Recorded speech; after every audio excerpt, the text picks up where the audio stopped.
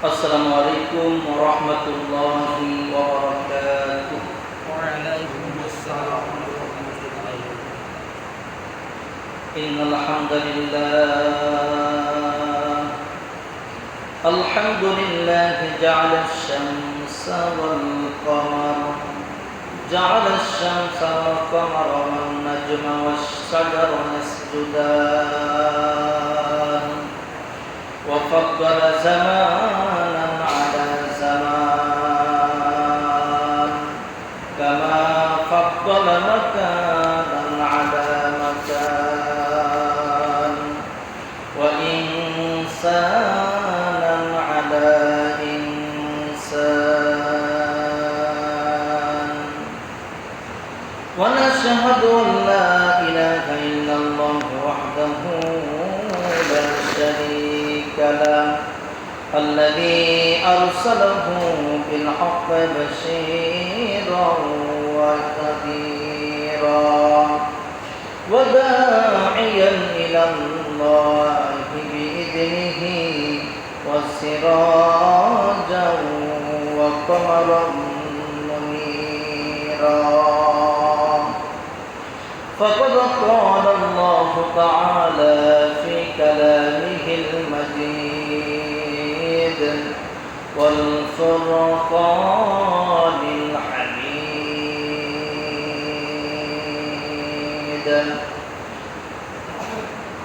জবান খুলে আমার সাথে বলেন আউযু বিল্লাহি মিনাশ শাইতানির রাজীম বিসমিল্লাহির রাহমানির রহিম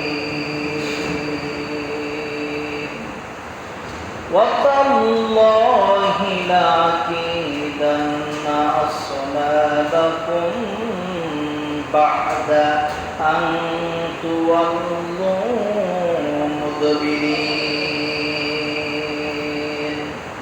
সাদাকাল্লাহুল আযীম ওয়া সাদাকা রাসূলুহুন নাবিয়্যুল কারীম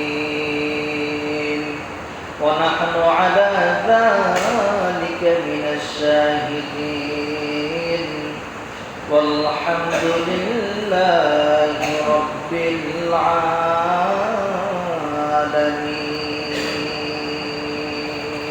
العالمين إن الله وملائكته يصلون على النبي يا أيها الذين آمنوا صلوا عليه وسلموا تسليما لا إله إلا الله جل وعلا لا إله إلا الله لا إله إلا الله سبحان الله والحمد لله لا إله إلا الله سبحان الله والحمد لله لا إله إلا الله سبحان الله والحمد لله لا إله إلا الله لا إله إلا الله محمد رسول الله صلى الله عليه وسلم اكفر بالله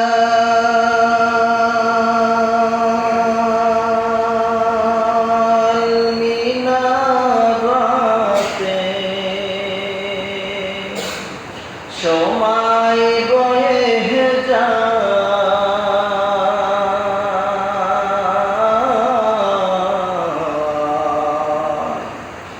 আযান দাও গো মধুর সুরে শুনবার মনে চায় বলেন আযান দাও গো মধুর সুরে শুনবার মনে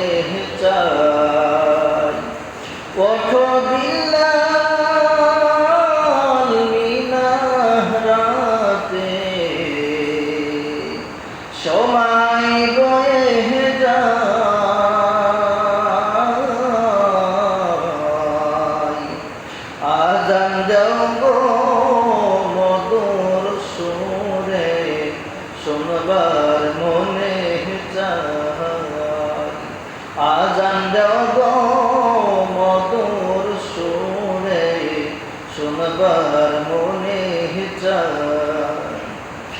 বিল্লাল বলে আজান দিলে কলিজায় মোর আগুন জ্বলে গো, আমার আজানকে শুনিবে নবী নাই রে।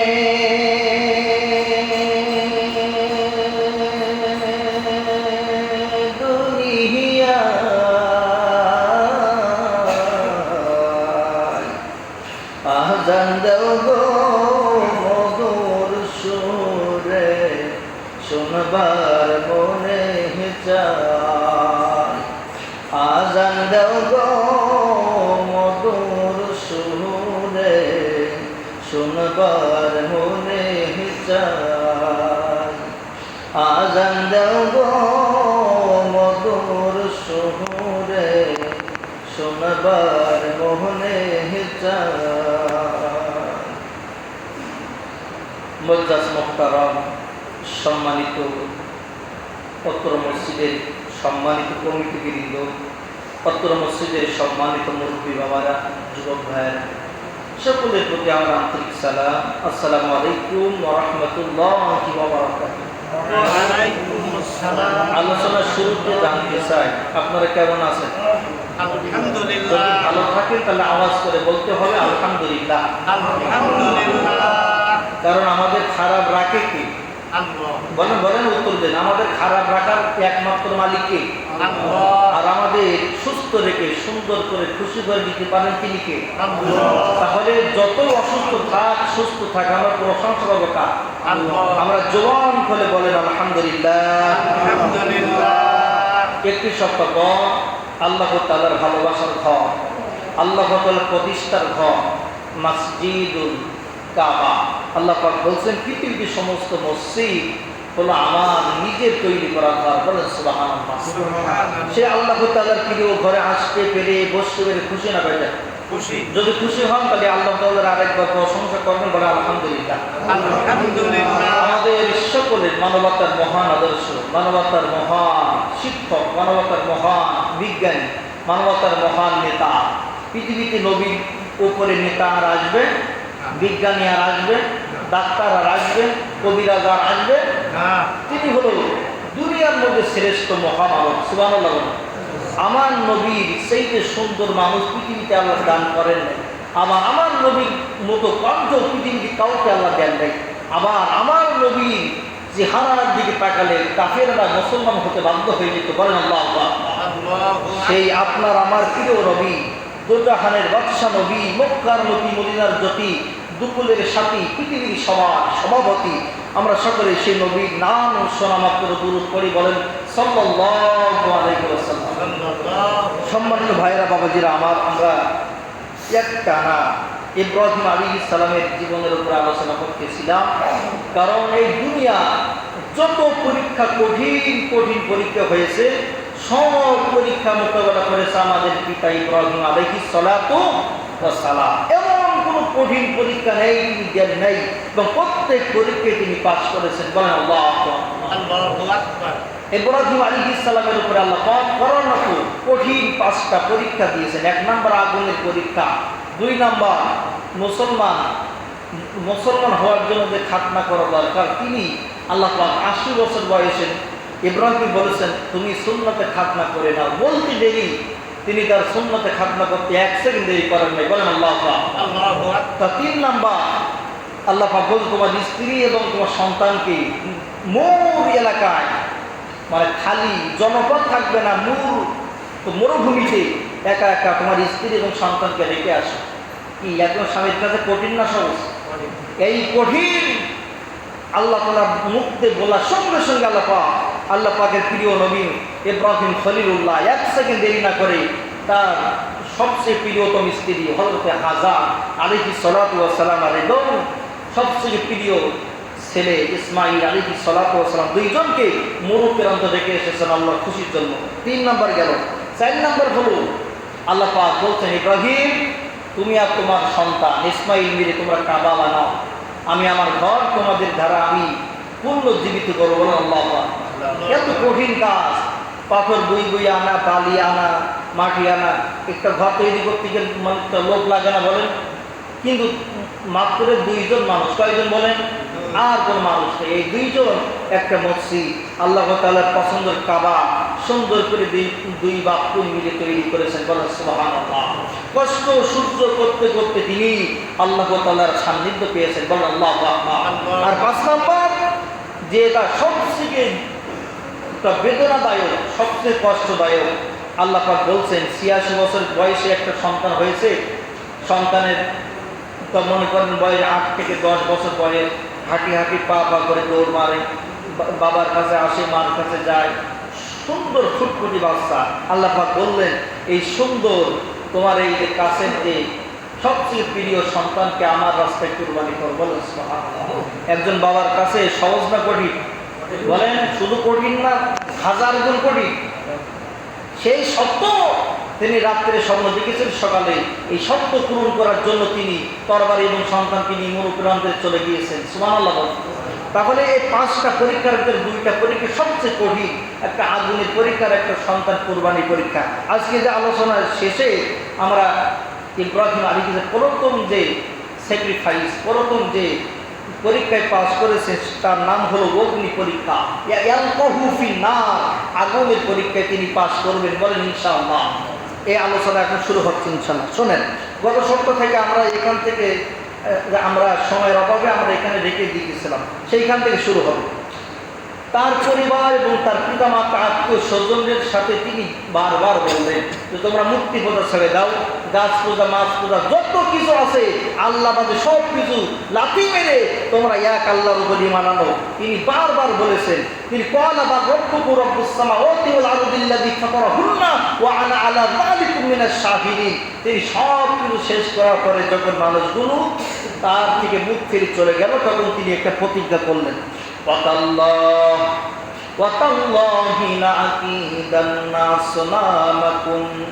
أَصْنَامَكُمْ بَعْدَ أَن تُوَلُّوا مُدْبِرِينَ।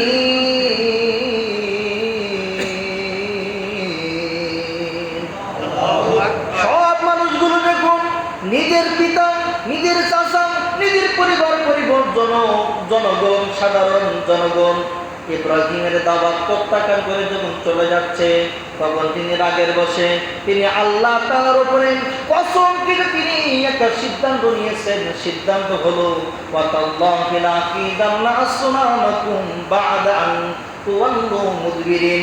আমি ইব্রাহিম তোমাদের এত দাওয়াত দেওয়ার পরেও যখন তোমরা প্রত্যাখ্যান করেছো, আমার দিকে মুখ ফিরিয়ে নিয়েছো, আমি ইব্রাহিম কথা দিলাম, আল্লাহর কসম কেটে বললাম, যার উপাসনা করার জন্য, যার মূর্তি পূজা করার জন্য তোমরা যে আমাকে এবং আল্লাহকে ভুলে গেলে, এই মূর্তি পূজাগুলো একটা সতর্কমূলক। এই মূর্তির ভিতরে কি আছে সেইটা আমি না দেখা পর্যন্ত এখান থেকে বাড়িতে যাব না, বলে আল্লাহু আকবার।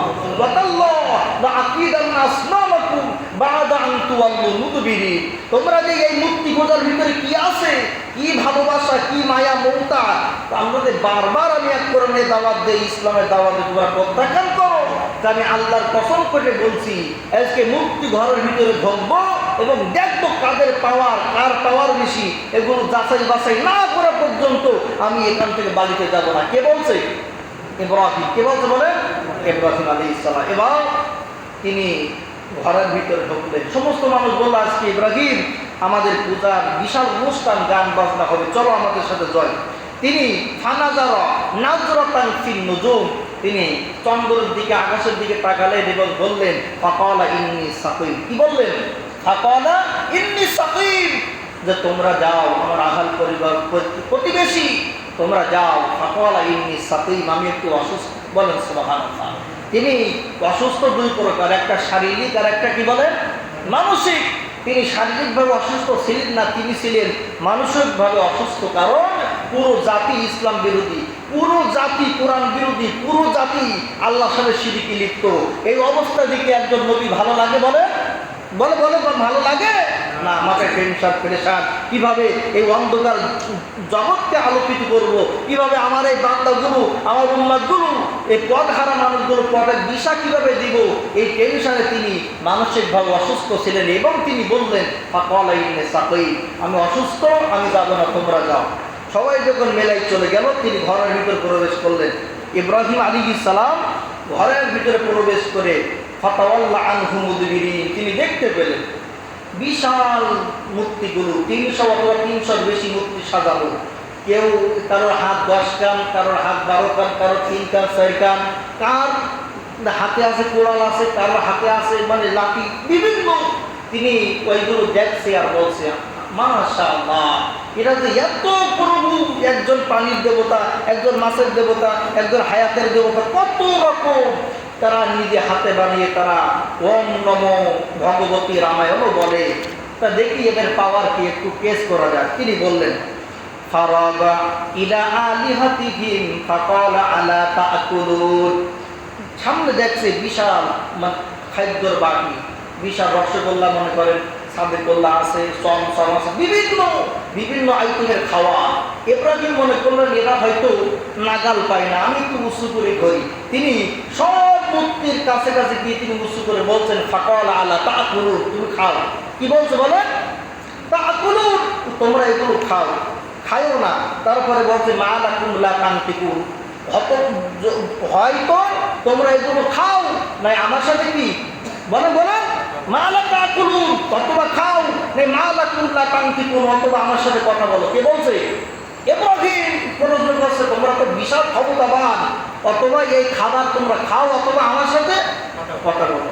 কিন্তু ঘুরে ঘুরে অনেক কষ্ট করার পরে কেউ খায়ও না, আবার কেউ কথাও বলে না। রাগ হবে কিনা বলেন? যে একটা বাটি উঁচু করে প্রত্যেকের সামনে ঘুরে ঘুরে তিনি খাও অথবা আমার সাথে কথা বলো, কেউ খায়ও না, কেউ কথা বলে না। মেজাজ কি মানে খারাপ হয় না বলে? মেজাজ কি ঠিক থাকে? মানে 300 মূর্তির ধারে ধারে জাতি কি তো কষ্ট হয় না? এত সময় কষ্ট করার পরে যখন কেউ খায়ও না, কথাও বলে না, তখন মেজাজ গরম। এবার আল্লাহ পাক এইগুলো যে মূর্তি ঘরের ভিতরে যে কথা কপর যে ডাইলগ তিনি দিয়েছেন, এগুলো আল্লাহ পাক কোরআন নোট করে দিয়েছেন, বলে আল্লাহ। এবার তিনি রাগান্বিত হয়ে তিনি বলছেন,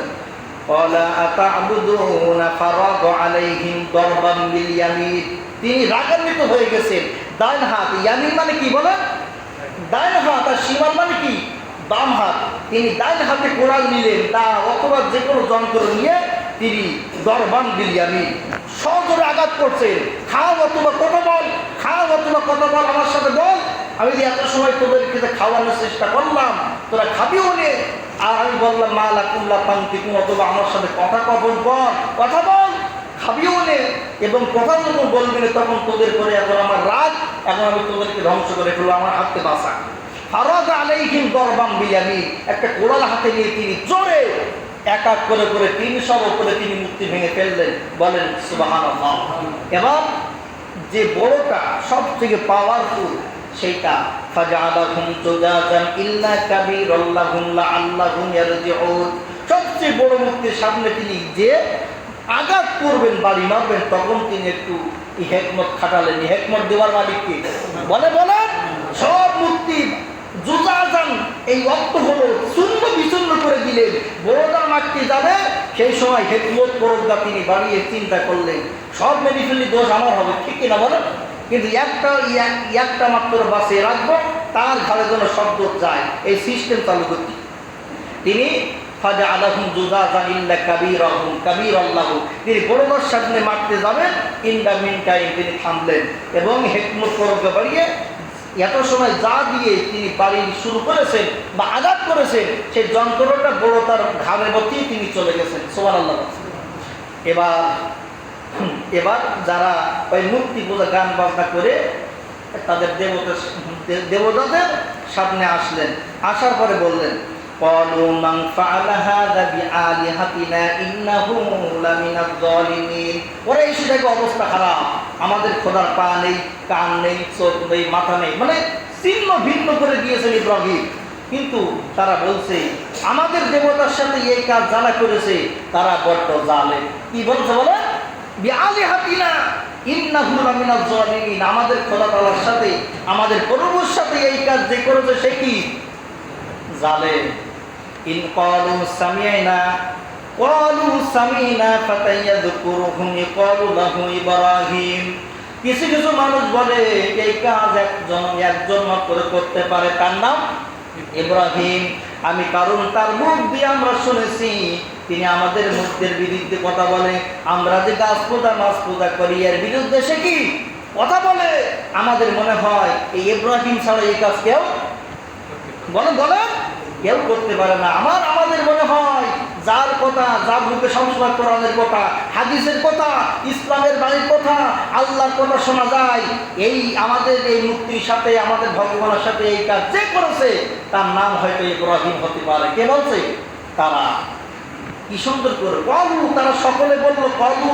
এখানে এক বছর না, বহু বছর দিয়ে সুন্দর করে বলবেন কলু ফাতায়াযকুরু সামি'না, আমরা বলতে শুনেছি ইয়াযকুরুহুম ক্বালু লাহু ইব্রাহিম, এসব ভালো ভালো কথা ইব্রাহিমের মুখে আমরা শুনেছি, অথবা সেই এই আমাদের এই ভগবানের সাথে এই কাজ করতে পারে। এবার সকলে মিলে ইব্রাহিম আলাইহিস সালামকে ডাকছে, বলেন ক্বালু ফাতু বিহি আলা আয়ুনিন নাস লাআল্লাহুম ইয়াশহাদুন। সকল মানুষের সামনে ইব্রাহিমকে আনা হলো। এবার বলছে ইব্রাহিম, তোমার মুখে যে আল্লাহর কথা শুনি, আমরা তো তোমার কাছে আমরা কোরআনের কথা শুনি, তুমি কি আমাদের এই ভগবানের সাথে এই কাজ করেছো? কার বলছে? ইব্রাহিমের সাথে বলছে। ইব্রাহিম এবার কৌশল অবলম্বন করে বলছে ক্বালু আ'আনতা ফাআলতা হাযা বিআলিহাতিনা ইব্রাহিম, তোমরা কি জানো না যার তাদের উপরে কোরআন আছে তাকে তোমরা জিজ্ঞাসা করো। কি বলছে?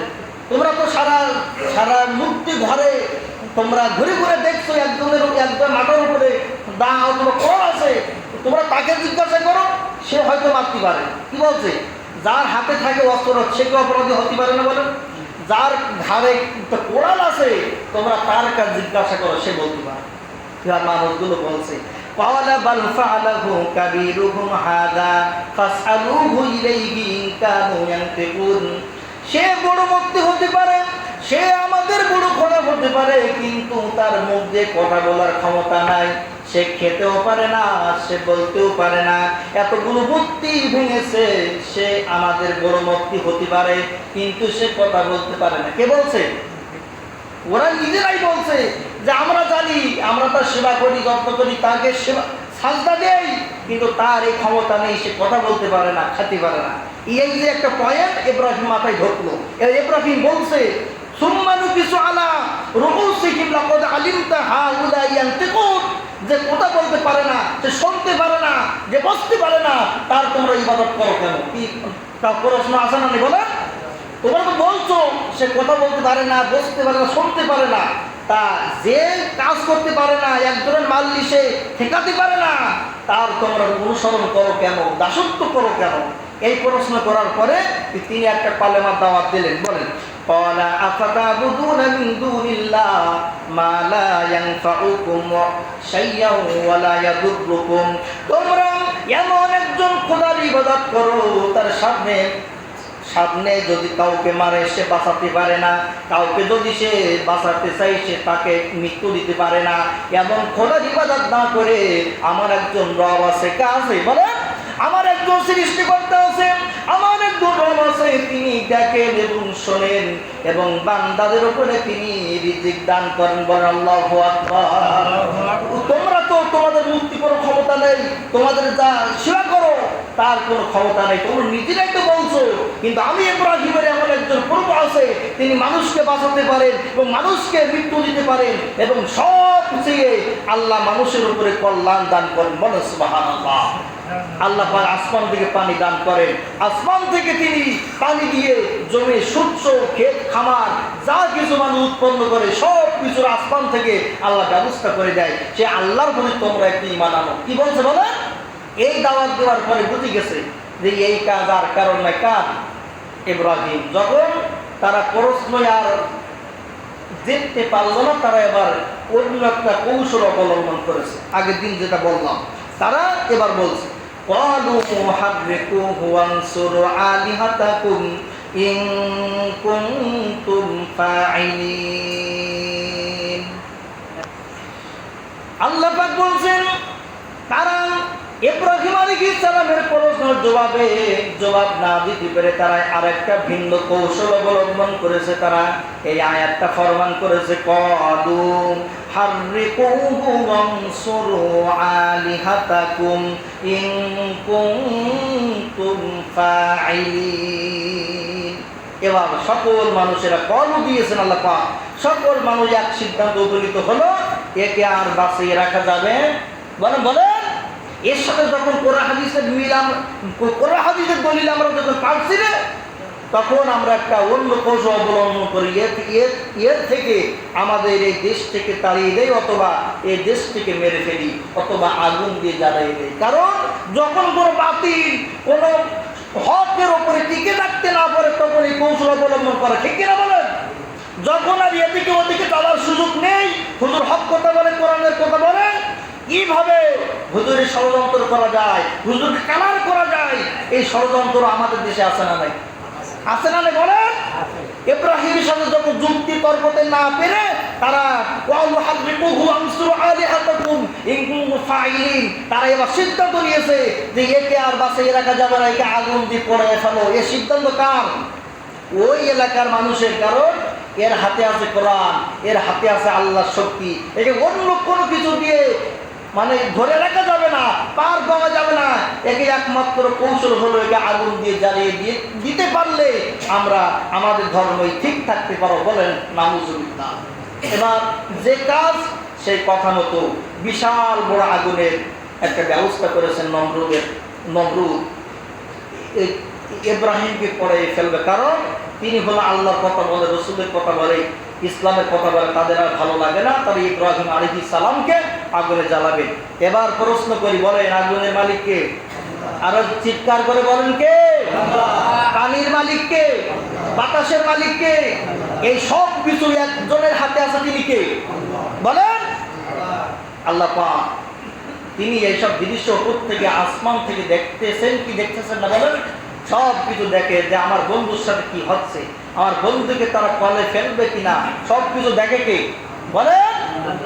আমরা মনে করি মানুষ আমাদের উপর অত্যাচার করে, জুলুম করে, নির্যাতন করে, আল্লাহ কি দেখে না বলেন?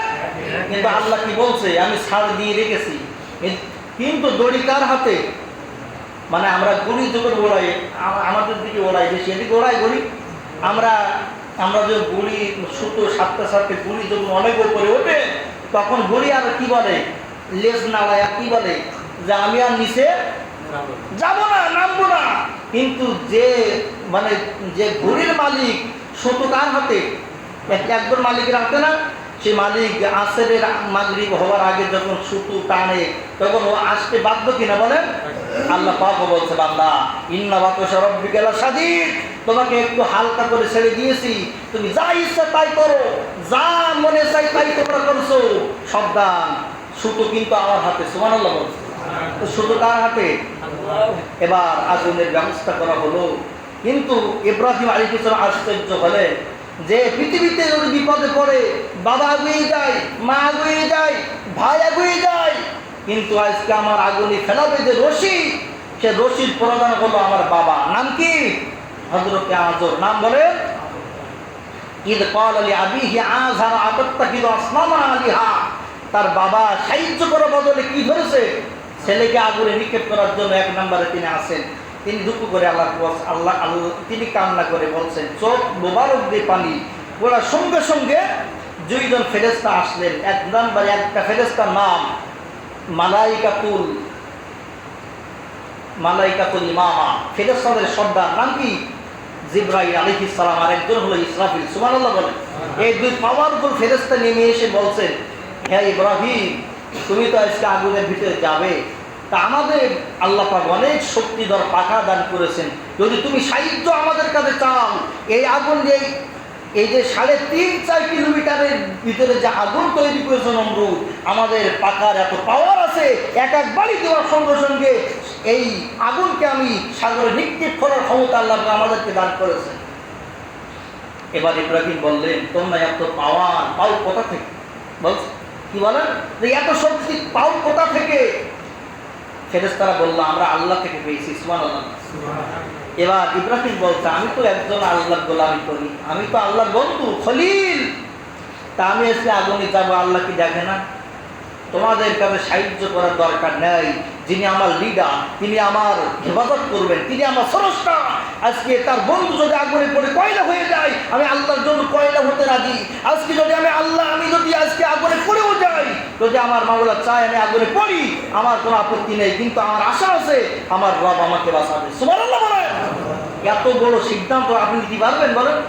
আপনি আগুন, নিজের আব্বা মানে রশি ধরে আছে, সেই সময় ইমানের পাওয়ার দেখেন। আমরা তো মনে করতাম আব্বা তুমি আমাদের বাঁচাও, কি বলেন, আমরা ভয়টা কি সব ভুলে যেতাম। কিন্তু তিনি ওই সময় থেকে তিনি একনিষ্ঠ হয়ে তিনি আল্লাহকে বলছে, আমি যদি আগুনে পড়লি, যদি আল্লাহর ভালো লাগে, আমি আমার মাথা পেতে দিলাম, আল্লাহ যা ইচ্ছা তাই করুক, কিন্তু আমার আশা, আমার ভরসা আছে আল্লাযীনা সাবারু ওয়া আলা রাব্বিহিম ইয়াতাওয়াক্কালুন। আমি আল্লাহর বন্ধু ইব্রাহিম, আমি সবর করছি, অবশ্যই আল্লাহ আমার এই বিপদ থেকে বাঁচাবে বলেন ইনশাআল্লাহ। বলেন তার বাঁচানোর মালিক কি? আল্লাহ। আরো জোরে বলেন কে? আল্লাহ। এবার আগুনের জন্য যাবে, দেওয়া মাত্র আল্লাহ পাক আগুনকে একটা নোটিশ করেছে। কি বলেন? আগুনকে যে বার্তা দিয়েছেন সে বার্তা কোরআনে আছে না নাই? কুলনা ইয়া নারু কুনি বারদা ওয়া সালামান আলা ইব্রাহিম। এই নোটিশটা আগুনকে কেন্দ্র করে আল্লাহ পাক নাযিল করেছেন। বলেন সুবহানাল্লাহ। আল্লাহ বলছে, আগুন, আমি তোমার সৃষ্টি করার পর থেকে একটা কাজ দিয়েছি, তোমার ভিতরে যা হবে তুমি পারে সব কিছু পড়িয়ে ছাই করে দাও, এই ক্ষমতা আমি তোমাকে দিয়েছি। কিন্তু ইব্রাহিম তোমার ভিতরে থাকবে 40 দিন। কদিন? আওয়াজ করে বলেন।